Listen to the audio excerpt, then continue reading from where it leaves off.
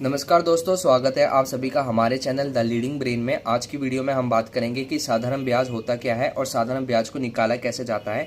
कई बार हम दुकान पे या फिर कई बार हम बैंक से लोन लेते हैं तो हमें पता होना चाहिए कि ब्याज कैसे निकालते हैं। तो इसलिए मैंने इस पर एक वीडियो बनाई है, तो आप इस वीडियो को देखें और मैं गारंटी लेता हूँ कि इसके बाद आपको समझ आ जाएगा कि ब्याज कैसे निकालते हैं।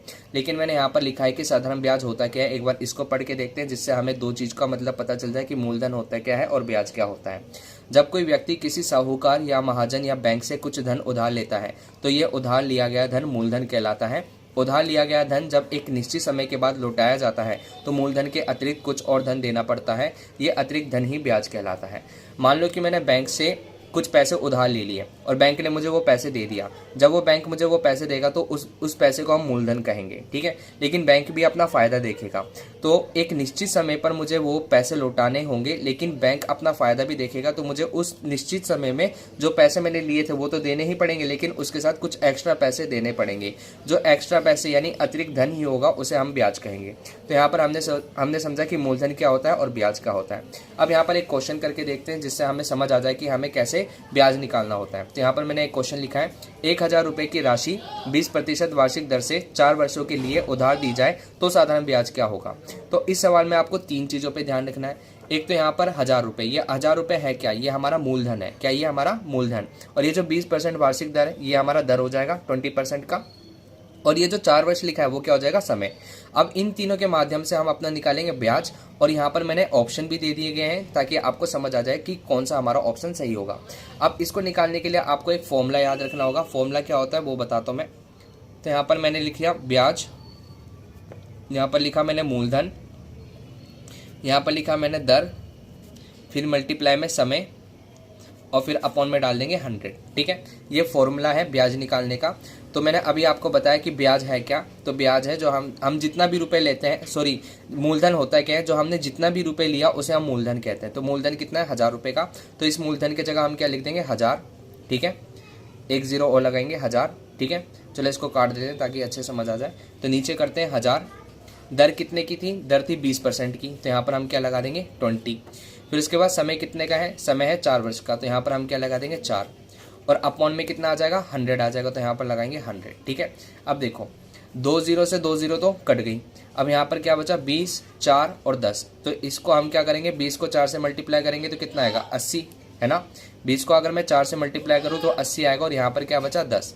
फिर उसके बाद 8 को 1 से गुणा करेंगे तो कितना आएगा, 8। और यहाँ पर एक जीरो और यहाँ पर एक जीरो, यानी कि फाइनल आंसर क्या आएगा, 800। 800 है क्या, 800 हमारा ब्याज है।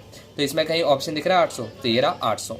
तो इसके माध्यम से आप अपना ब्याज निकाल सकते हो। बस आपको सवाल में 3 चीज़ों पे ध्यान रखना है, एक मूलधन पे, एक दर पे और एक समय पर, और एक फॉर्मूला आपको याद होना चाहिए, ठीक है। इसके माध्यम से आप क्या निकाल सकते हो, ब्याज निकाल सकते हो।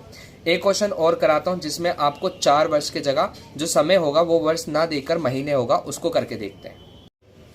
तो यहाँ पर एक प्रश्न है जिसमें मैंने एक थोड़ी सी चेंजेस कर दी हैं। चेंजेस क्या करा है कि यहाँ पर जो समय है वो वर्ष में ना होकर महीने में दे दिया है। तो इसको कैसे करते हैं, तो यहाँ पर सबसे पहले एक बार सवाल पढ़ लेते हैं। 1800 रुपये का 3% की वार्षिक दर से 6 महीने का साधारण ब्याज ज्ञात करें। तो यहाँ पर मैंने मूलधन, दर, समय लिख लिया। आप भी लिखना चाहते हो तो लिख सकते हो। मूलधन कितना है, 1800, तो यहाँ पर हम क्या लिखेंगे 1800। और यहाँ पर दर कितने की है, दर है 3% की, तो यहाँ पर हम डालेंगे 3%। और यहाँ पर जो समय है वो समय कितना दिया है, 6 महीने का। अब एक चीज़ और बता देता हूँ, यहाँ पर जो हमें समय दिया है वो 6 महीने का, लेकिन जब हम फॉर्मूले में पुट करेंगे तो ये महीने में ना होकर वर्ष में होना चाहिए। तो वर्ष में कैसे लिखते हैं, हमें पता है कि एक साल में कितने महीने होते हैं, 12 महीने, तो यहाँ पर अपॉन में 12 लगा देंगे। तो आपको 6 महीने नहीं लिखना, आपको 6/12 लिखना है। अब यहाँ पर आ जाते हैं हम फॉर्मूले में। तो ब्याज का फॉर्मूला क्या होता है, ब्याज का फॉर्मूला होता है मूलधन मल्टीप्लाई दर मल्टीप्लाई समय और अपॉन में कितना, 100। तो इस फॉर्मूले में पुट कर देंगे, हमारा आंसर आ जाएगा। जैसे मूलधन कितना है 1800 का, तो यहाँ पर क्या लिखेंगे 1800। दर कितने की है, 3 की, तो यहाँ पर हम लिख देंगे 3। और यहाँ पर समय कितना दिया, समय दिया 6/12, 6 माह पे नहीं लिखना, तो यहाँ पर 6/12 लिख देंगे। और यहाँ पर कितना आ जाएगा, 100 आ जाएगा। अब देखो 2 0 से 2 0 तो हम ऐसे ही काट देंगे, ठीक है। 3 के पहाड़े में 12 कितने पे आता है, 3 के पहाड़े में 12 आता है 4 पे। क्या ये दोनों आपस में कट रहे हैं, जी कट रहे हैं। कितने पे कट रहे हैं, ये दोनों 2 से कट रहे हैं। 2 के पहाड़े में 6 कितने पे आता है, 3 पे। और 2 के पहाड़े में 4 कितने पे आता है, 2 पर।